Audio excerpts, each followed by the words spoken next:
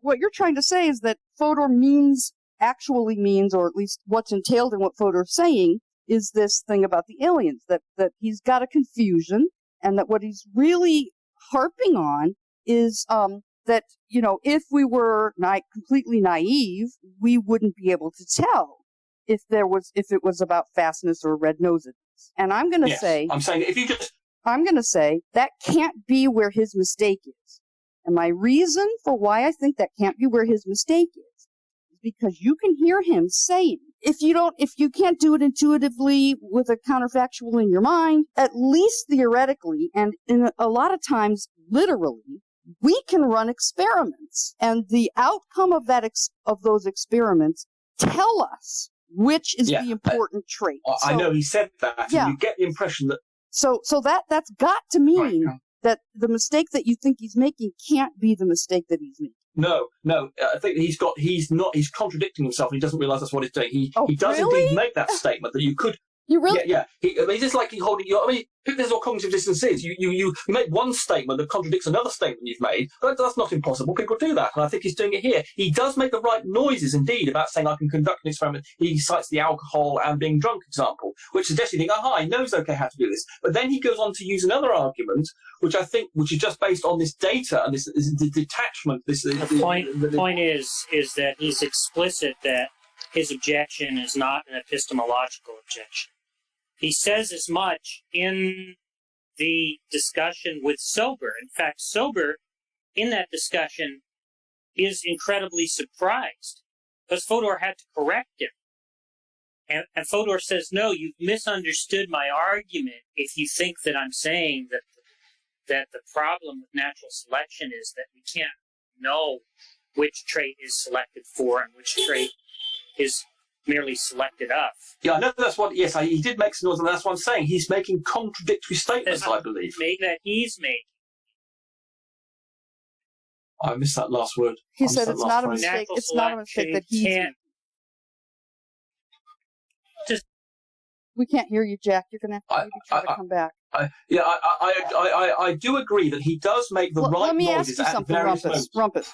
So you just said, no, I heard him. He makes that noise. He says that directly, says it explicitly, but he's contradicting himself. He really doesn't think that. Okay. What makes you think... No, he does. What makes you... Okay, well then, even assuming he really does think that, nonetheless you think he's contradicting himself. Explain why you think he's contradicting himself. Because he makes statements. He thinks when pressed on a particular example, he tries to defend himself. He goes in the corner and then says, "Yes, I do understand that. The example he gives is if I wanted to find out whether it's the alcohol or the water that was causing me to be drunk, I would conduct this experiment." But then he goes on to say other things that contradict the fact that he understands that.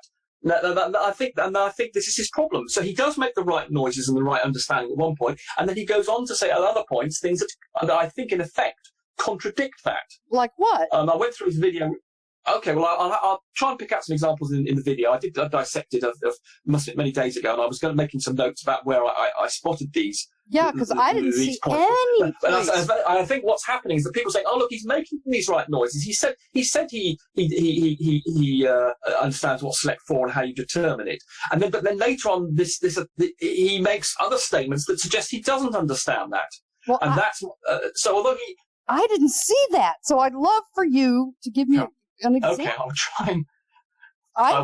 I don't see him contradicting himself at all. I mean, really, I don't see him contradicting himself anyway. But the implications of what he's saying are contradictory. But I'll try and dig out the exact... I did actually put some timestamps. I think I went... but I didn't have time to do it. I was going to do a full dissection of for this presentation. Obviously got a bit long, and this even longer now, of the bits where I felt that the flaw in his arguments were for the video that he did. This is one where he lectures to in the series on whoever that university is, where he's in a big hall, and he's got some biologists and things who mention things like frogs and things at him, and he draws that. And I was going to also present that diagram that he did, where he claims intentionality exists, and show where where that flaw in that diagram was. But unfortunately, I was so busy drawing this bloody thing, took me bloody ages, and I was trying to go through all the other literature. I didn't have time to do it, but I was intending to do that as well and demonstrate exactly where he was going wrong. Well, that would be good, because I couldn't find anything wrong.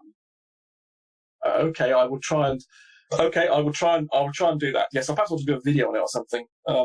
So yeah, and then as I say, in that argument, there was one thing that that grated on me, but I can't figure out why. Is that he presents causing fitness as a property of T1, and then says that natural selection says, I don't know, he uses cause twice, like it's the cause of the cause or something. I can't remember myself. Where's this? In that video? Yeah, in the one where there are only two good ones that I found. But in the one where he's presenting to an audience, and he's writing up on the board. Yes, that's the one. Yes, and yes, that's the one that I dissected. I went through over several times. So that's and then I finally realised. Yeah. What'd you realize? Well, that's why I felt that. Then I realised that this intentionality thing was something he was that I felt that I could invalidate, certainly as well as coming up with this engine where I felt he was getting confused. And I think it's to do with the perspective of being detached from. I think there are several points of a line of attack on him. One is the fact that he's assuming he can work out what's true or not, but not from the data, not from the proposition, and not from the coextensive, not from the raw premises in his argument. He never provides a proposition of, here are my premises, here's the proposition, and there's my conclusion. He doesn't do that. He just simply makes some sort of noises about, okay, here I've got how does the selector select this and do this, and then this is intentional. He never gives a proper philosophical proposition.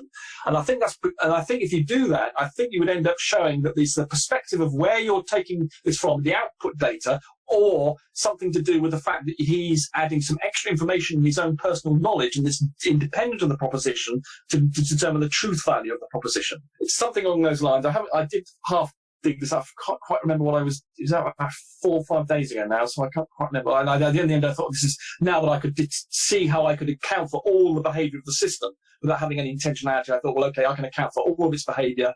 I can completely ignore this intentionality stuff, and it's just some confusion about coextensive traits and getting excited about. Whereas this machine that I've got here never, ever, ever, ever has to worry about coextensive traits. It just worries about what it's selecting for, as indeed as argued by Sober. And as I say, when I saw that debate between Sober and Fodor, I realised, and I thought Sober completely demolished him in every regard, except for the final conclusion about what possibly you could argue natural selection was.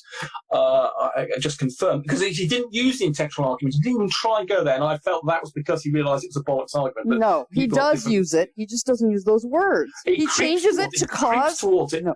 He changes it to cause and correlation. He never uses the intentional part of it, which is to say, that is the intentional part. He changes it. No, he doesn't. He never says that. He never. Well, okay, we're going to have to go. He never uses the word intentional. Intentional. I agree. But all he does is formulate that same argument about intentional and coextensive traits without using the word intentional. He does it instead by using cause and correlation. Right, as far as nature is concerned, there is only correlation. And if you want it to be a good theory, you've got to have a mechanism in your selector box where cause pops out. Right, I think this is, when you think, I think it's, the problem may be that looking at this data on the right-hand side that I've got here, so for instance, you can see there's no, in output 1, there are no element, no black and white, no colour 4, no colour 8, and there are 100% of them in 4 and 8. I think that it's the formulation of the theory to account for this distribution is where the problem is occurring, rather than actually saying, this is how the machine works. And it's something to do with that formulation of a theory revolving around this, and how you, as an observer, trying to account for what's going on, rather than actually how the machine works itself. It's like coming to a crime scene, as I say, and then trying to infer from the information you've got available to you, not this is where part of where the problem occurs. As I say, yeah. So right there. I cannot figure out how to convince you. Okay, we'll go through. If we go through that video, incredible. Go on. What? Perhaps if we go through the 2 videos, one we're discussing with Sober, and the one in the lecture, and I will then remind me what I worked out 4 or 5 days ago about where I could see the flaws in his argument. Then perhaps remind me, because I was actually going to try and come up with a dissection of it, but I just didn't have time. Jack, are you still there? Josh, you there? Yeah, I'm here. Okay, great. Okay, so could you tell me what the word nomological means? It's law-like. Right. Yeah, then there's an interesting idea. Actually, one thing I hadn't realised is how you define what a law is, and it's actually a lot more difficult to actually decide what a law is than you might think. Jack, would you mind recapping the discussion with Ozzy Well, I think Ozzy more or less accepts Fodor's argument. He was able to reproduce the argument. I thought he still accepted natural selection. Is that not the case? Said that if there's such a thing as natural selection, given Fodor's argument, it can't really be explanatory.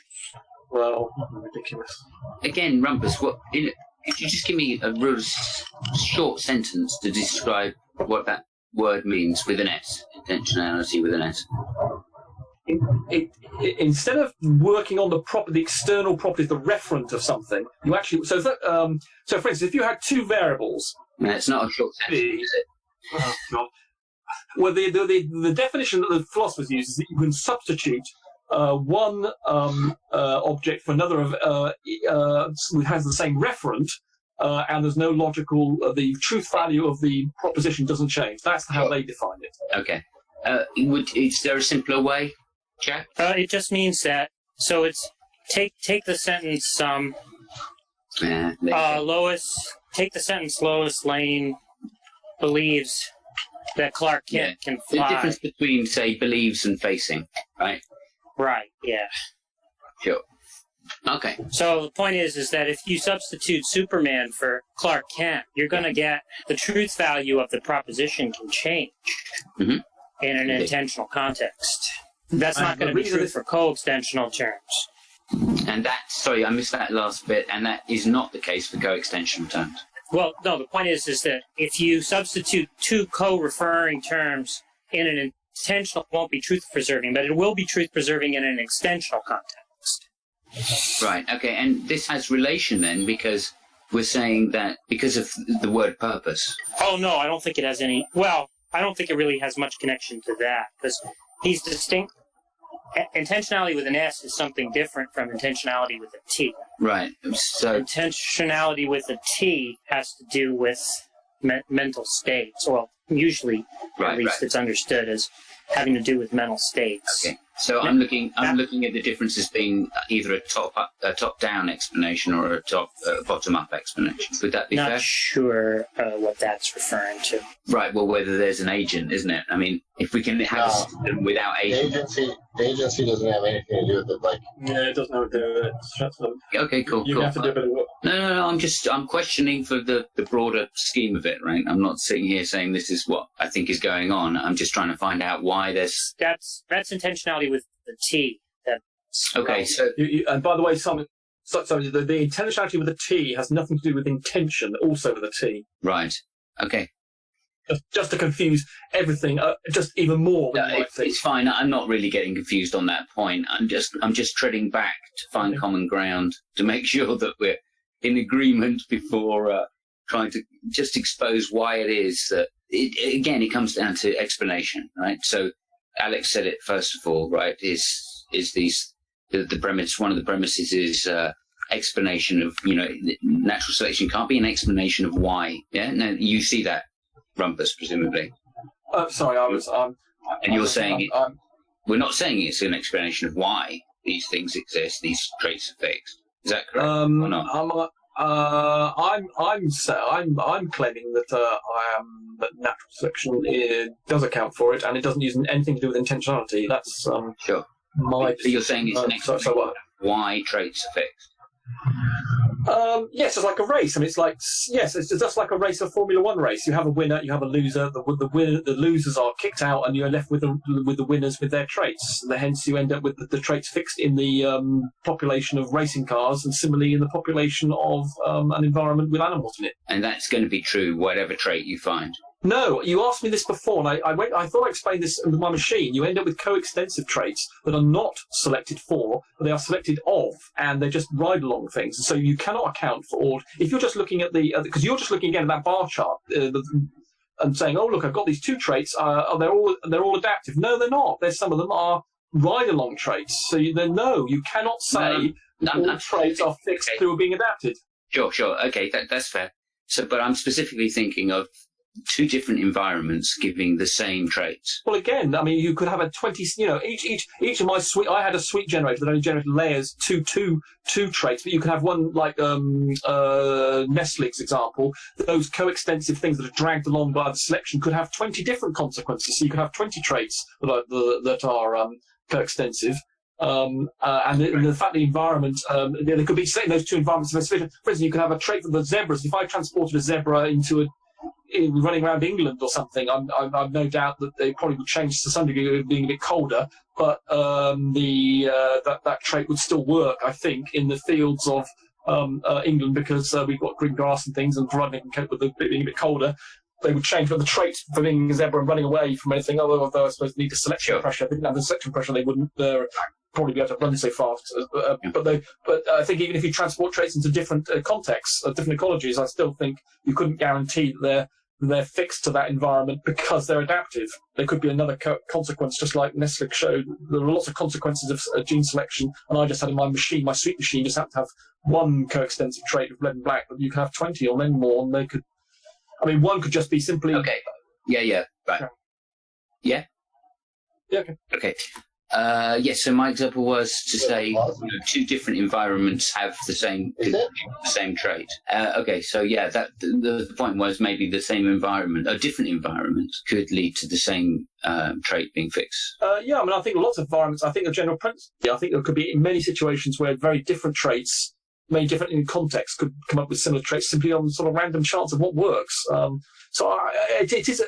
Coming up with general principles is very difficult. Stop there. So, yeah, exactly what works. Right? That's the point, isn't it? You could come up with many different scenarios. It depends what works, and you're only going to find out what works by looking at it and going, oh, this is the thing that worked in this particular case. Yeah, I mean, the example I gave earlier, the video I found about the three-body problem, orbiting one another, you cannot make predictions about what, it's exactly the same as. It's so complicated. It's very, very difficult to make predictions in a very complicated system. Yes, I fully grant it's non-linear, and the idea of making predictions becomes quite ridiculous. But I say there are some. I say things like polar animals. I think there's one big selection pressure there that I think is very big and affects all the animals. Let me finish.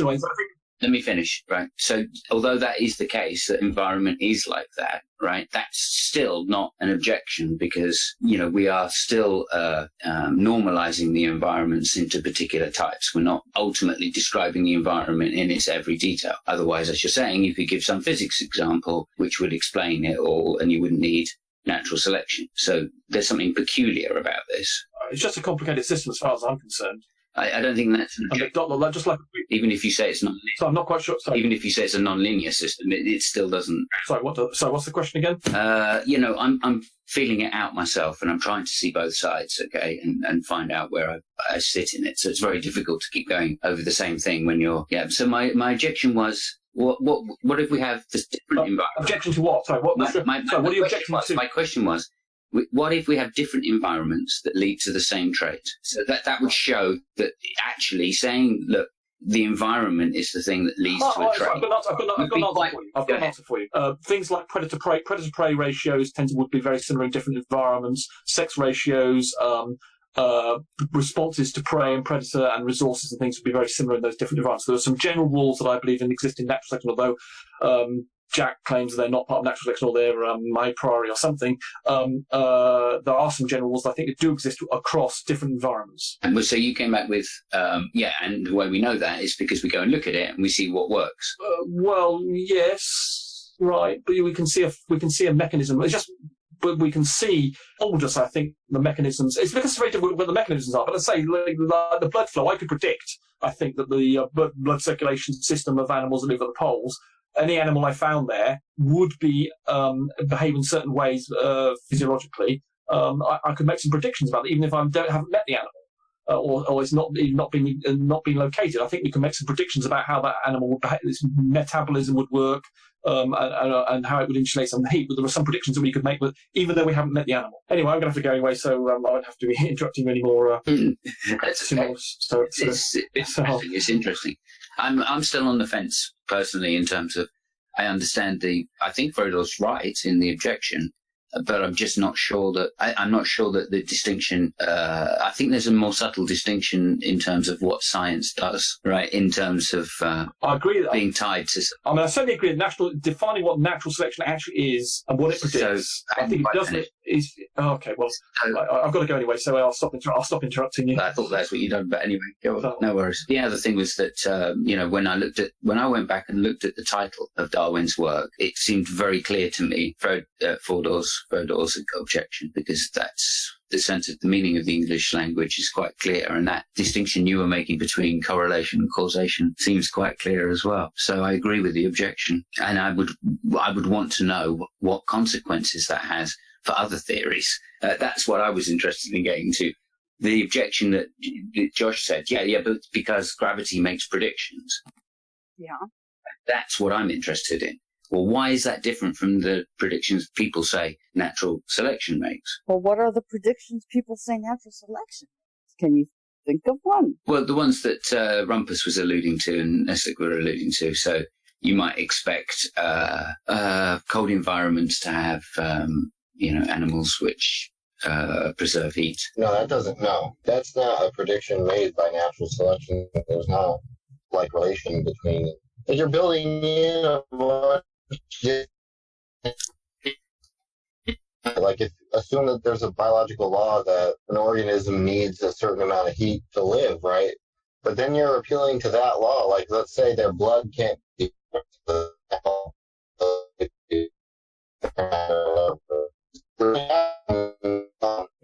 Fucking pal talkers. Josh, we cannot understand a word you're saying. It's really quite bad. It's like in order to get into the club, you have to have a crappy connection. Well, he's in a car right now. He's driving back from I didn't say he wasn't in a car. It's not that. It's you have to be rich enough to have a really nice phone that can connect 4G that G Plus just really doesn't like. But anyway, from that I took... Did you understand what he said? I got the first little bit and now I've forgotten it. He said that's not a prediction that natural selection makes. Oh, yes. Oh, no, absolutely. Yeah, absolutely. But that seems to be more about the limits of the theory rather than the...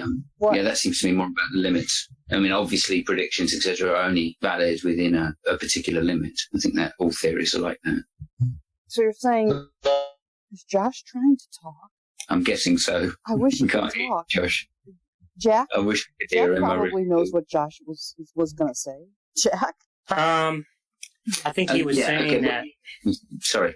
Go ahead, Jack. Natural selection. I think he was saying something like naturally predict that, right? That there's biological information that we have independent of the theory of natural selection about what might be optimized in some environment, and therefore what we would expect to see as far as traits are in some environment. But that's not actually being generated by the theory of natural selection. I think he was saying something kind of like that. You're building stuff into the theory in order to be able to generate that prediction. And it's that stuff that you're building in that's doing the explanatory work, not natural selection. Absolutely. I would, again, 100% agree with that. But that seems to me a necessary component of a system that we're going to assume is built from the bottom up, which doesn't have any intention with a purpose, with a T. I'll be right back. Right? So it seems to me that flaw, which you're saying, well, it can never do this. It can never actually tell you anything. Well, no, it can't actually tell you anything. But as a working... It's just that there's not a law wherein we say, if you have an A, then you have a B. That's a type of law. But you can't say that if you have an ecology, you're going to get these phenotypic traits. Yeah. Yes, absolutely. Again, yeah. I'm not disagreeing with Fodor, I think what I'm doing is saying I see that a distinction between using it as a useful model, right, and saying that there actually is an explanation, like it is the real explanation, because it's not the real explanation. But what I'm saying is that it's not useful. It's not useful because it doesn't generate predictions. What makes a model useful is that it generates predictions. It's not useful. Sure. But in the case of a model like trying to model something like the environment, okay, then it's going to have a problem of computation, right? You're not going to be able to get enough data, or have enough time to compute the statistics to work out what is necessarily the case. That doesn't matter, though. Well, if there's no way you could ever make a prediction anyway, then using a model which doesn't offer predictions is not necessarily a disadvantage. I'm not, look, the point is that there's supposed to be an explanation on the level of biology, right? Yeah. And if you have to reduce it to a non-biological level, right, to like a physical level, then the biological addition is just odious. Right. But I think I completely agree with what you're saying, Josh. Don't get frustrated. Listen, what I'm saying is that what you're talking about, computing the environment in such a way, right, if that were possible, maybe you could generate predictions about what phenotypes you would see, but you wouldn't be doing that on the biological level, and that's the point. Again, I agree with that. So I just want to ask back, if we're just using it as a way to describe, because we don't have an actual way to describe, right, what's going on, because we're trying to ascribe patterns to something which necessarily has patterns, but not patterns that we can see easily, right? I mean, that seems to me the problem, right? If we look back in history, we can ascribe environments and traits together in this causal way. Yeah. And so therefore, in the future, we will be able to look back and do it as well. Yeah. So from now until that point where we can look back, we know that there must be some kind of causal mechanism, but we're not going to have access to it because we know that the nature of the way the system is built up, we can only ever look backwards and see the causal connection. That's not true, though. Why not? Well, we can generate predictions about what's going to be conducive to overall fitness. It's just that we're not doing that from the basis of natural selection, but we can do that. Yeah, you can generate, look, if you have an environment, let's say you have an environment that's really, dark, then I can say that I can predict that animals that have more photoreceptors in the back of their eyes will have a reproductive advantage. Mm-hmm. I'm just not doing that on the basis of natural selection, but I can make those types of predictions. So what you said is not the case. We can postulate causal mechanisms. Well, and we don't need to post-dict them. In the future, you mean? Yeah. If we can do that, we're not doing it on the basis. On what basis, then, are we doing it in the future? Well, I guess there might be some type of inductive argument. Well, wouldn't it be... okay. Generalizations from past environments that we know about, controlling for certain similarities, right, and looking into the current ecology that exists there and the way it sort of behaves, those types of things. Right. So, so we're saying, looking back, we would draw those conclusions. No. I'm saying that you can generate predictions, novel predictions, and you can do that based on the fact that the information that you know from the past and the current information you have about the ecology. Mm-hmm. Over time, then, in the past, through millions and millions of years, those general patterns, would you expect those to hold in the future? Yeah, probably. I mean, there might be some drastic change, but yeah. So isn't this really what natural selection is positing? No. Natural selection is supposed to explain why a phenotypic trait wins out, but if you're reducing it to individual causal accounts, then you don't need natural selection. All you need is the causal account. Right, but when we're talking about predicting into the future where we don't have that information, right, then we can only go on what the past has been, right? And if there are general traits, if there are general laws, in inverted commas, but not laws, if there are general principles by which, we can see over a period of time, then that's what natural selection seems to me to be saying it is, rather than it is saying that longer legs will mean that you reproduce better, right? So and I would agree that, when Darwin says it, when you read it on the cover, it doesn't read that way. It reads like natural selection is the cause of fixed traits, right? So I agree with what Fodor's saying, but when you look at the mechanism in inverted commas, again, you've got to be so careful with the language, because I appreciate that this non-predictability thing is the genuine case, right? Whenever we explain something, we're always going to go from first principles, and first principles are going to be the genes and the phenotypes, right? And so it's always going to be the case that the environment's going to match it, right? Just as Ozzy's saying, well, if you invest in companies that make money, you're going to make money. That's right? I mean, that's a tautology. Yeah, exactly, which is what it seems to me the Fodor thing comes down to. For natural selection, as exposited advocate for it, that's what they're saying it comes down to. Well, both sides are saying that you know, that one is, I mean, we're There's just... some it's just Sorry, you're breaking up, Josh. You're breaking up, Josh. Can you start again? I'm probably going to break up again. I don't want to do that. Yeah, it's a hard conversation, and I appreciate you walking me through it. I really do. I see the point about it not being a causal explanation or even a correlatory explanation. That seems to me right, but it seems to me if you're going, you know, just as we would talk about, it's hard to use analogies, but just as I would talk about, different levels of description being useful, right? It seems to me that's what this is about. It's at what level description do you find it useful to talk about what's going on? I mean, is it? And some people are saying, well, it's only useful if you talk about it on a fundamental level as being an explanation. And then other people are saying, well, although there is an underlying explanation, which is the real case, actually it's useful to talk about it on this natural selection level where we're inferring that there is some kind of process that's going on, even though we know that any process that's going on must be emergent from an unregulated system, whatever the word is, purposeful system. And I don't think either side is disagreeing with that. I mean, you wouldn't disagree with that necessarily, would What you? is that? Sorry, I think I cut out for that. Nose. I'm saying you probably wouldn't disagree that, you know, it is useful to describe things on different levels in science, especially. Anybody else? Would anybody else disagree with that? And is that really not what we're pointing at? Is it useful to use this thing which doesn't have a causal explanatory power as some kind of modeling tool? In hindsight, does it talk, you know, is it worth talking about a machine having some kind of intention or intention? Well, presumably it does. Otherwise, the word wouldn't have been brought up. And that's just pointing to descriptions. I don't know right now. Well, I got to close out. Alrighty. You should see the end of that guy's video, that Alex Rosenberg's video. Just watch the last 15 minutes. Oh, okay, I will. That's on the Darwin, what do they call it? The Great Darwin Debate or something? Darwin Wars or something?